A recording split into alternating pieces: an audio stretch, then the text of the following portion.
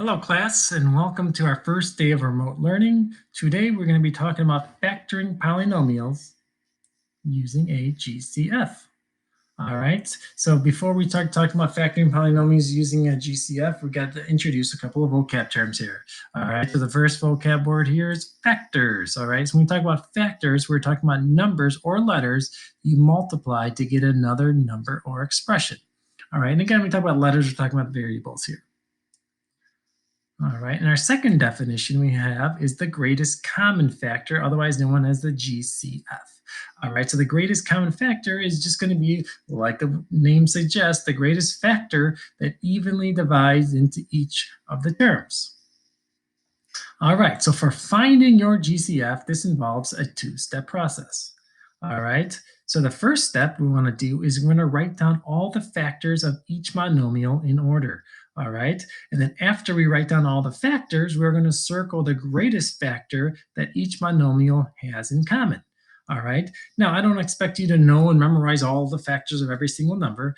That's why we have this document here called the factor chart. All right, this is available on Schoology, and I would encourage you to print this out if you can. If not, it is available on Schoology for you to access.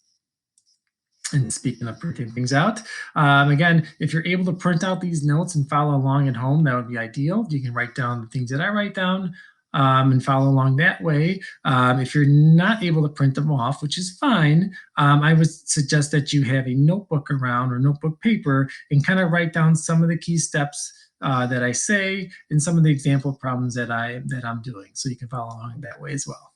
All right, so let's jump into some example problems here. All right, so today our goal is just to find that greatest common factor.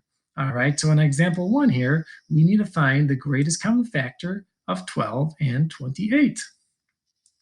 Well, we're going to do that first step, right? And we're going to write down all the factors of each monomial. And we're going to write this in order to keep things nice and even and all lined up.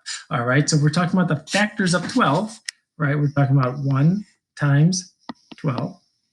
We're talking about 2 times 6, and we're talking about 3 times 4.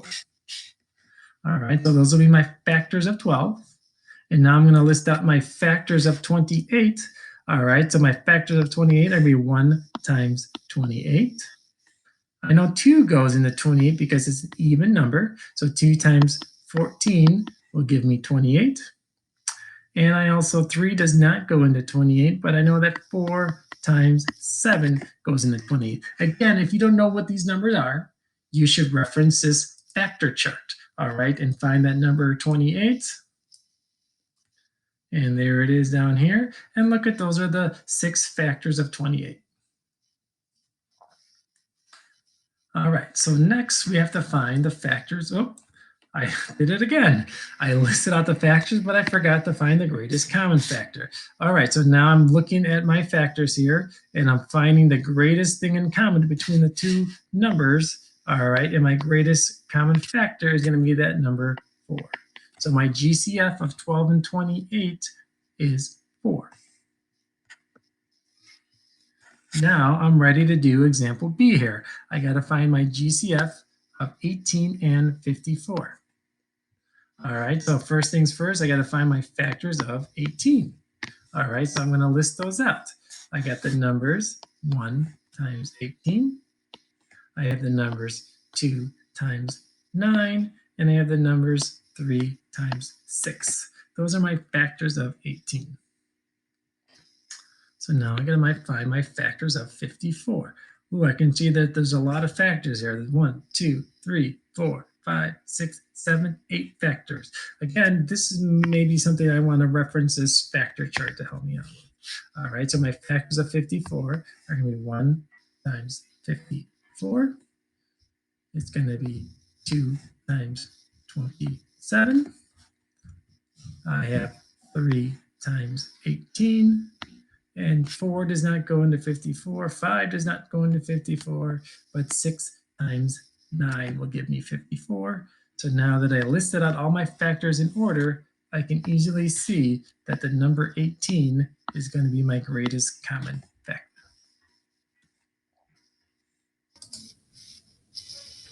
All right, so we got a couple more examples to get through here. All right, next we're going to find factors of 3 terms here. All right, so we have looking for the GCF of 6, 15, and 21. All right, the process is still going to be the same, right? We're going to list out the factors of each one of those 3 terms and see what is the greatest thing in common between the 3 of them. All right, so first we're going to list out the factors of 6. All right, so it's going to be 1 times 6 and 2 times 3. That's not so bad. So now we have to find the factors of 15. So 1 times 15 will give me 15, and 3 times 5 will give me 15. All right, and now the factors of 21. Again, I only have 4 factors of 21. So it's 1 times 21 and 3 times 7. All right, now that I listed out my factors of all 3 terms, I just have to find the greatest number in common, and it looks like it's going to be that number 3. So the GCF of 6, 15, and 21 is going to be 3. All right.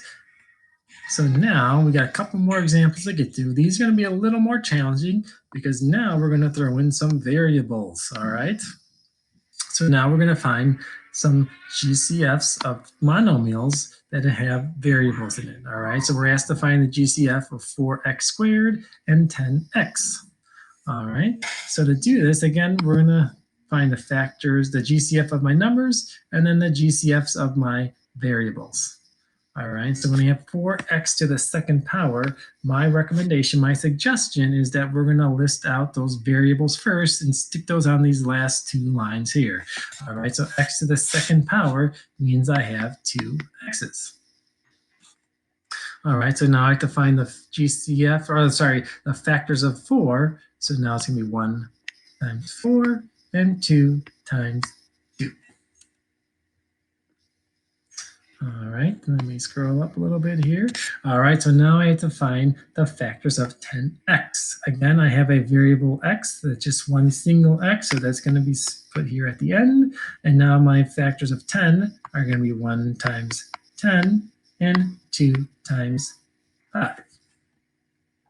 So now I can find the GCF of these 2 terms. And again, I'm going to first find the GCF of my numbers. And it looks like they both have the number 2 in common. That's the greatest thing in common is going to be a 2 for my numbers. And now I look at my variables, right? They both have 1x in common. So that's going to be written as just one single x. So my GCF of 4x squared and 10x is going to be 2x. All right, so I have one more example here. This time I'm asked to find the GCF of set 3x to the third and 7x squared. All right, again, I have to find the GCF of my numbers and the GCF of my variables, and together they'll be my GCF of both of these terms.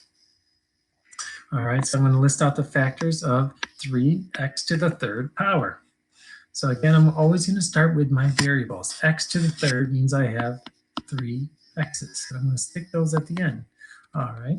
And then the number 3 is just going to be 1 times 3. Those are my only factors of 3. And then for my next term, 7x squared, I have, again, x squared means I have 2 x's. And for that number 7 is just 1 times 7 is my only factors of 7. So now I can find my GCF. And when I'm looking at the GCF of my numbers, right, the only number that's in common is going to be 1. And that's going to be the case sometimes. Sometimes my GCF of my numbers is just going to be that number 1. And now I find the GCF of my variables. I have an x there. I have an x there. I have another x and another x, right? So they both have 2 x's in common. So when there are 2 x's, it's going to be x to the second power, or x squared. Right, and then another way I can write this, I don't necessarily need to have that 1 in front, right? This can just be written as x to the second power. And that is how I find the GCF of monomials.